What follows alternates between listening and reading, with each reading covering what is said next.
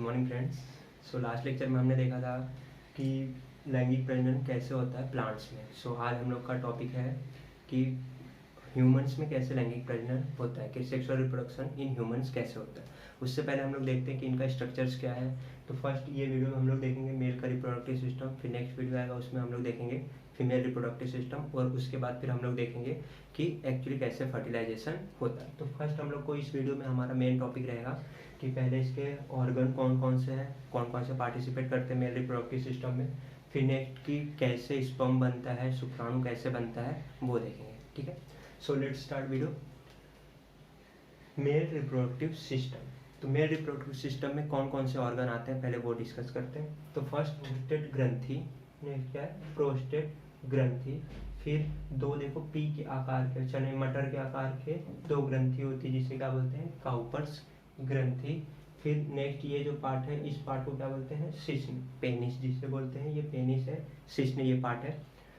उसके बाद फिर ये जो यहाँ से नली ऐसे गई है इस नली को क्या बोलते हैं शुक्र नलिका, वास डिफरेंस।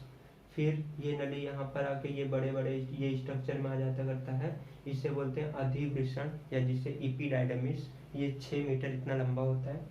ये जो रेड रेड से बनाया गया है वो क्या है वृषण, जिसे टेस्टिस बोलते हैं। और ये फिर एक स्किन होती करती है, ब्लैक ब्लैक स्किन होती है जिसे हम लोग क्या बोलते करते हैं वृषण कोश या स्क्रोटम बोलते हैं। ठीक है, ये एक ही होता करता है ऐसे, मतलब कि इस प्रकार से ऐसा होता है, इसमें दो टेस्टिस ऐसे होते हैं। ठीक है, सो नेक्स्ट है कि फिर ये क्या है, ये जो ग्रीन नीला नीला बना है वो क्या है शुक्रास है, जिसे समाइनल वेसिकल्स बोलते हैं।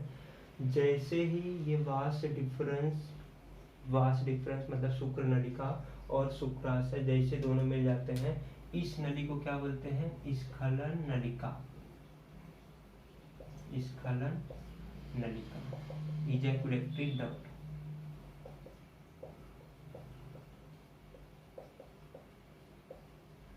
क्या बोलते हैं इजैकुलेटरी डक्ट या स्खलन नलिका बोलते हैं।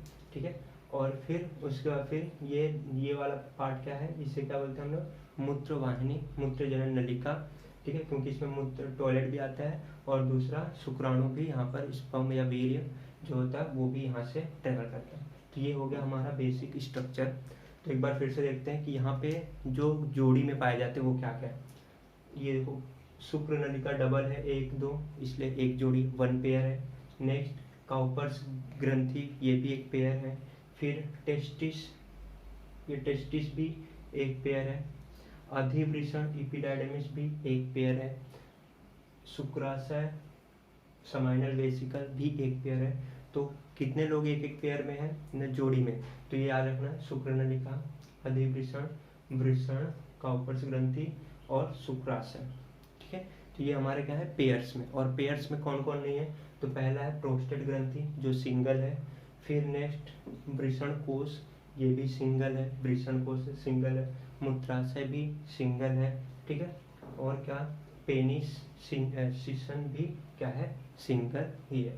और ये जो मूत्रवाहिनी नलिका है, मूत्रजनन नलिका, वो भी क्या है सिंगल। सो ये हो गया हमारा बेसिक स्ट्रक्चर की मेल रिप्रोडक्टिव सिस्टम का स्ट्रक्चर कैसे होता है। अब नेक्स्ट हम लोग देखते हैं कि स्पर्म कैसे बनता है, वीर्य कैसे बनता है। हमारा जो मेन ऑर्गन होता है वो कौन सा होता करता है मेल रिप्रोडक्टिव सिस्टम में, जहाँ पे स्पर्म बनता करता है, शुक्राणु बनता है, वो कौन सा होता है टेस्टिस या जिसे वृषण बोलते हैं। तो अब हम वृषण का डायग्राम देखते हैं। तो ये हमारा वृषण है, अगर इसको क्रॉस सेक्शन लिया जाए मतलब ऐसे काटा जाए खड़ा, तो ये ऐसे दिखता है, टेस्टिस ऐसे दिखता है। अब ये क्या है, ये एक्चुअली है समाइनल वेसिकल्स। क्या होते हैं समाइनल वेसिकल्स। अब इन समाइनल वेसिकल्स में ऐसे सेल्स होती करती हैं, ये सेल्स में ऐसे कोशिकाएं लगी होती करती हैं, मतलब एक स्ट्रक्चर होता है जिसे समाइनल वेसिकल है ये। अब इसमें सेल्स होती हैं, ये सेल्स क्या होती हैं, ये लगी हुई जो लगी रहती हैं इसे क्या बोलते हैं जर्मिनल इपिथेलियम। क्या बोलते हैं जर्मिनल इपिथेलियम, जिसे हिंदी में क्या बोलते हैं जनन उपकला, जनन उपकला या जर्मिनल इपिथेलियम।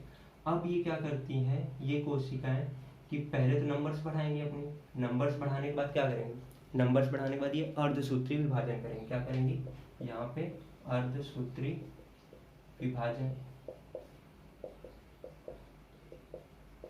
ठीक है, मतलब कि मियोसिस करेगी। मियोसिस करने के बाद होगा क्या, 2n था, वो 2n से क्या बना लेंगे ये लोग, nn बना लेंगे,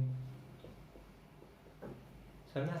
तो यहाँ पे क्या होगा, अर्धसूत्री विभाजन। अर्धसूत्री विभाजन कहाँ हो रहा है, जनन उपकला में, जर्मिनल एपिथेलियम में। ये अर्धसूत्री विभाजन मियोसिस होने के बाद क्या बनेगा, यहाँ पे अगुणित कोशिकाओं का निर्माण होगा। यही अगुणित कोशिकाएं क्या होती हैं, यही अगुणित कोशिकाओं को क्या बोलते हैं हम लोग, शुक्राणु,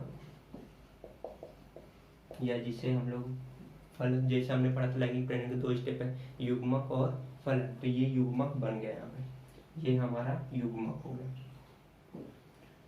तो ये पुंग युग्मक, मतलब पुरुष शायद, इसलिए इसे पुरुष बीज या पुंग युग्मक बोलेंगे, जो क्या है, शुक्राणु। ठीक है, तो ये हो गया हमारा शुक्राणु। अब ये जो इतने बड़े, ये बाद वाले जो स्ट्रक्चर है, ये क्यों है, फिर ये यहाँ पे बन गया। तो अब ये एक्चुअली जो बनता है उसके बाद ये मैचुरेशन में जाता है, ऐसा नहीं कि डायरेक्ट ये निकल आता है। ठीक है, तो ये क्या होता है, मैचुरेशन में जाता है। तो अब यहाँ पे क्या होगा कि यहाँ पे बना, हर एक में ऐसे ऐसे बहुत सारे लाखों बनेंगे, करोड़ों बनेंगे। ठीक है, कितने होते करते हैं एक बार, मतलब कि करने पे कितना होता है, 2 मिलियन के आसपास, 2 मिलियन स्पर्म्स इतने काउंट होते हैं, 20 से 30 लाख के आसपास इतने काउंट्स होता है। अब यहाँ पे क्या होता है कि ये हर एक से ऐसे ऐसे निकलेंगे। ये फिर निकलने के बाद फिर एक कॉमन स्ट्रक्चर पे आते हैं, जिससे हम लोग क्या बोलते हैं, रेटेड टेस्टिस या फिर वृषण जालिका कहते हैं। मतलब जितने स्पर्म बने सबका ऐसे ऐसे यहाँ वहाँ पे बना होगा, सबका जनन उपकला से फिर वो कहाँ पे आ गए होंगे, सब के सब रेटेड टेस्टिस पे आ गए होंगे। ये आ गया रेटेड टेस्टिस। अब रेटेड टेस्टिस पे आने के बाद फिर ये सारे स्पर्म्स कहाँ ट्रांसफर हो जाएंगे, अपवाहिनी। कहाँ पे ट्रांसफर हो जाएंगे, अपवाहिनी, जिससे हम लोग क्या बोलते हैं, वास इफ्रेंस। अब ये वास इफ्रेंस पे आ गया। अब ये वास इफ्रेंस से फिर कहाँ सारे स्पर्म्स आ जाएंगे, ये सारे स्पर्म्स अभी आ जाएंगे यहाँ पर इपीडायडमिस में। कहाँ पे आ जाएंगे, इपीडायडमिस। ये देखो यहाँ पे समझ लो क्या रहा होगा, वास इफ्रेंस, ये वास इफ्रेंस, अब इसको यहाँ पे भेजा। अब यहाँ पे क्या होते करते हैं, ये मैच्योर होते हैं। ज़्यादातर मैच्योरेशन पीरियड जो होता करता है वो इपीडायडमिस में होता है या अधिवृषण में होता है। इसकी लंबाई कितनी है, 6 मीटर। मतलब सोचो ये बहुत कॉइलिंग हुई होगी, इसकी बहुत कॉइलिंग होकर के 6 मीटर इतनी लंबी ये होती है। अब यहाँ पे मैच्योर होने के बाद फिर ये अब ये क्या होगा, फिर ये आगे जाएगा। अब यहाँ पे आगे जाएगा तो कहाँ से, किसके थ्रू आगे जा रहा है, शुक्र नलिका। तो ये शुक्र नलिका से अभी यहाँ पे शुक्राणु बना हुआ है। अभी ये बाकी कुछ नहीं, ये सिर्फ शुक्राणु है। ठीक है, स्पर्म है अभी, ये स्पर्म ऐसे आगे जाएगा। अब यहाँ पे जाने के बाद जैसे ये यहाँ पे पहुँचता है तो यहाँ पे इसके ऊपर सिक्रीशन होता है। किसका सिक्रीशन होता है, शुक्राशय का, समाइनल वेसिकल्स। समाइनल वेसिकल्स क्या करते हैं, कुछ लिक्विड गिराते करते हैं इसके ऊपर। उससे क्या होगा कि इसको कुछ नरिशमेंट चाहिए, क्योंकि ये भी एक सेल है, कोशिका है। अभी कोशिका क्या हो जाएगी, अगर इसको नरिशमेंट नहीं मिला तो मर सकती है। ठीक है, तो इसको नरिशमेंट करने के लिए कौन देता करता है, ये शुक्राशय। फिर उसके बाद फिर ये क्या हो जाएगा, यहाँ से प्रोस्टेट ग्रंथि। ये प्रोस्टेट ग्रंथि भी कुछ लिक्विड सिक्रेट करेगी, जिससे ये पैसेज क्लियर हो जाए। फिर बाद में काउपर्स ग्रंथि, काउपर्स ग्रंथि भी कुछ सिक्रीशन करेगी। काउपर्स ग्रंथि का सिक्रीशन क्यों होता करता है मेनली, क्योंकि अगर यूरिन कर किए, अगर मतलब कि टॉयलेट जाने के बाद अगर मतलब कि यूरिन की बूंदें रहेंगी तो एसिडिक रहती हैं, तो उसको न्यूट्रल करने के लिए काउपर्स ग्रंथि का यूज होता है। अब काउपर्स ग्रंथि क्या कर देगा, इसको न्यूट्रलाइज कर देगा। अब देखो क्या होगा, यहाँ से शुक्राणु आया, यहाँ से इसके ऊपर समाइनल वेसिकल ने क्या डाल दिया, शुक्राशय से कुछ सिक्रीशन डाला, प्रोस्टेट ग्रंथि ने भी कुछ सिक्रीशन डाल दिया। अब इसको क्या हो गया, पूरा एनर्जी, मतलब कि खाना पानी भी मिल गया। तो इसके बाद यहाँ से अभी इसको शुक्राणु नहीं बोलते, अब इसको बोलते हैं वीर्य, या जिसे हम लोग सीमेन कहते हैं। ये इंपॉर्टेंट है। ठीक, यहाँ तक शुक्राणु, स्पर्म यहाँ तक, ये स्पर्म यहाँ तक है। इसके बाद से ये स्पर्म नहीं रहता, इसके बाद ये क्या हो जाता है, वीर्य, या जिसे हम लोग क्या बोलते हैं, सीमेन। क्यों, क्योंकि यहाँ पे शुक्राणु तो हो गया काम इसका। ठीक है, क्योंकि अब यहाँ पे बहुत सारे अलग अलग सिक्रीशन आ गए, इसलिए इसे क्या बोलते हैं अभी, वीर्य, या जिसे हम लोग क्या कहते हैं, सीमेन। अब ये क्या होता है कि ये जो संभोग करते वक्त ये क्या होता करता है, बाहर निकलता है। किसके माध्यम से, मूत्र जनन नलिका के द्वारा से ये सीसन से ऐसे बाहर निकल। सो समझा कि कैसे, मतलब कि एक्चुअली होता है कि मेल रिप्रोडक्टिव सिस्टम से। शॉर्ट रिव्यू ले लेते हैं। फर्स्ट मूत्राशय, फिर बाद में शुक्र नलिका, अधिवृषण, वृषण, फिर वृषण के अगर अंदर घुसेंगे तो कैसे एक्चुअली हो रहा है कि, तो हमने शुक्राणु कैसे बना दिया। तो ये सारे जनन उपकला रहेंगी, जनन उपकला में बन करके रेटेड टेस्टिस, फिर वृषण वृषण जालिका जिसे कहते हैं। फिर ये अपवाहिनी वास रेफरेंस में आने के बाद फिर एपिडाइडमिस से फिर ये आ जाएगा कहाँ पे, शुक्र नलिका में आने के बाद फिर ये आ जाएगा मतलब यहाँ तक आएगा शुक्राशय। जैसे शुक्राशय फिर यहाँ पे शुक्राशय कुछ सिक्रीशन करेगा, फिर काउपर से प्रोस्टेट ग्रंथि भी सिक्रीशन करेगा, काउपर ग्रंथि इसको क्लीन करने का काम करेगा।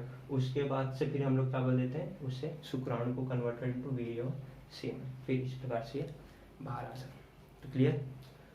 सो अभी थोड़ा सा जो स्पर्म होता है उसका स्ट्रक्चर एक बार थोड़ा सा देख लेते हैं।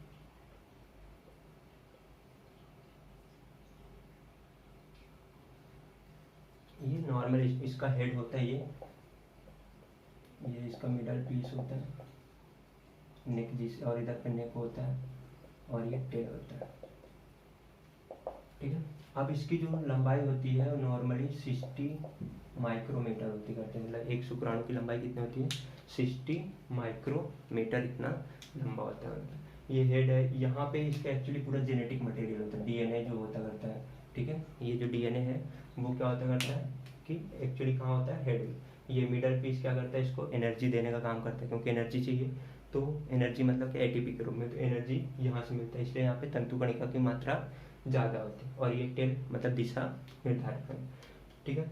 अब जो हेड, ये एक स्पेशल चीज़ है कि यहाँ पर ये क्या लेता करता है, सिर्फ फ्रुक्टोज खाता है। नॉर्मली हमारी बॉडी क्या करती है, ग्लूकोज खाती है ना, मतलब ग्लूकोज से एनर्जी लेती है। लेकिन स्पर्म ही एक ऐसा है जो कि फ्रुक्टोज को लेता है, मतलब कि ग्लूकोज को ये नहीं प्रेफर करता, ये किसको प्रेफर करता है, फ्रुक्टोज, क्योंकि उससे ज़्यादा एनर्जी मिलती है और इसको एनर्जी सबसे ज़्यादा चाहिए भी, क्योंकि इसके अंदर एक लाइफ है। तो इसलिए ये फ्रुक्टोज को यूज़ करता है, ग्लूकोज को नहीं। तो ये इम्पॉर्टेंट है इसके लिए कि स्पर्म या शुक्राणु जो होता है वो किसका एनर्जी के लिए यूज़ करता है, तो फ्रुक्टोज को ये एनर्जी के लिए यूज़ करता है। सो समझा।